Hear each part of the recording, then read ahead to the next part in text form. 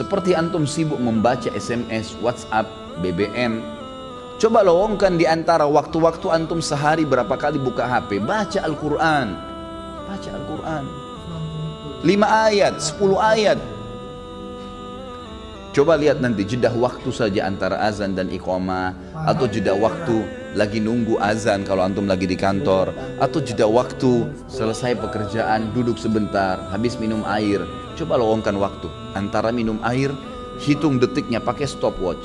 Minum air anggap 15 detik, 15 detik antum pakai baca Al-Quran. Coba lihat berapa ayat yang antum dapatkan.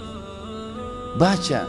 Kalau tidak kapan nih? Ingat, dalam ibadah harus dipaksakan baru bisa. Kalau kita tidak paksakan diri kita, tanda kutip, tidak paksakan sholat malam, tidak paksakan berpuasa, tidak paksakan bersedekah, tidak paksakan mengambil Quran dari rak atau membuka aplikasi Quran di HP dan dibaca, tidak paksakan menjenguk orang sakit, tidak paksakan hadir di majelis ilmu, tidak bakal pernah bisa. Karena syaitan selalu menghambat kita. Allah mengingatkan dalam Al-Quran masalah itu. A'udzubillahi minasyaitonirrajim, walladzina jahadu fina lanahdiyannahum subulana. Orang-orang yang jahadu fina artinya berusaha memaksakan diri menuju ke perintah-perintah kami, jalan-jalan kami, meninggalkan larangan-larangan kami, maka kami akan pandu dia menuju ke jalan-jalan kami. Lanahdiyannahum subulana, kami mudahkan mereka untuk mengamalkannya. Puasa Senin Kamis, kenapa antum gak puasa nih? Saya masih bingung kenapa ada orang gak puasa. Antum mati kalau puasa. Alasannya hanya karena panas, alasannya hanya karena kantor. Lalu kapan panas itu hilang? Gak bakal hilang.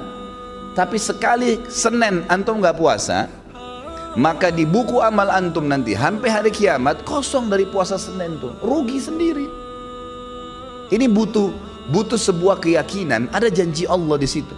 Dan maghrib nggak kemana-mana, akan datang maghrib itu, akan datang maghrib. Kita akan buka puasa. Allah bukan menzalimi hambanya. Syaitan akan terus membisikkan dari pertama kita mau sahur atau bahkan mungkin tidak sahur. Kamu tidak sahur nanti lemas. Itu semua godaan syaitan tepis.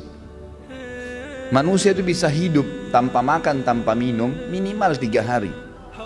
Tidak makan, tidak minum bisa hidup 3 hari. Gak usah antum khawatir gitu. Apalagi maghrib nanti sebentar, nanti sampai 5 detik, sedetik pun sebelum azan, syaitan masih godain supaya batalin puasanya. Dan dia akan kalah pada saat dengar azan, antum minum. Makanya kata Nabi SAW, lis-sha'imi farhatan. Orang yang puasa punya 2 kemenangan dan kegembiraan. Farhatun inda fitri, gembira yang dia dapatkan pada saat buka puasa. Di sini makna hadisnya bisa berarti kegembiraan pada saat dia minum karena hausnya hilang. Bisa kegembiraan karena dia berhasil mengalahkan syaitan. Dia akan dapat pahalanya. Wa farhatun inda liqa'i rabbi, dan kegembiraan pada saat dia bertemu dengan Tuhan.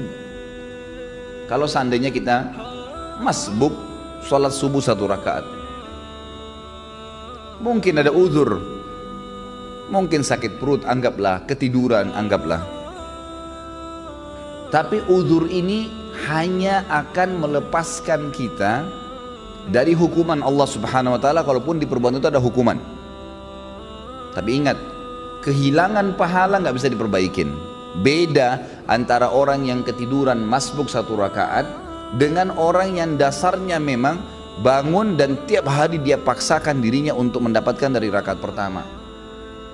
Beda pahalanya, walaupun sama-sama hadir subuh. Dan yang masbuk 1 rakaat sampai hari kiamat, dia tidak akan pernah bisa memperbaiki kekurangan 1 rakaatnya itu. Coba kalau kita masbuk misalnya, pas datang imamnya sudah rakaat kedua, masih bisakah kita bilang, imam maaf kembali ke rakaat pertama untuk kita ikut dari awal takbiratul ihram?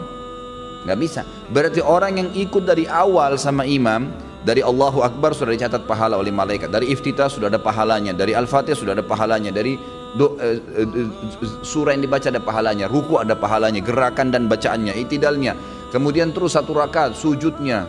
Bukankah kata Nabi SAW, ya, tidak ada seorang pun yang sujud 1 kali untuk Allah kecuali Allah akan tinggikan derajatnya. Waktu seorang sahabat berkata, ya Rasulullah, saya ingin bersama dengan anda di surga.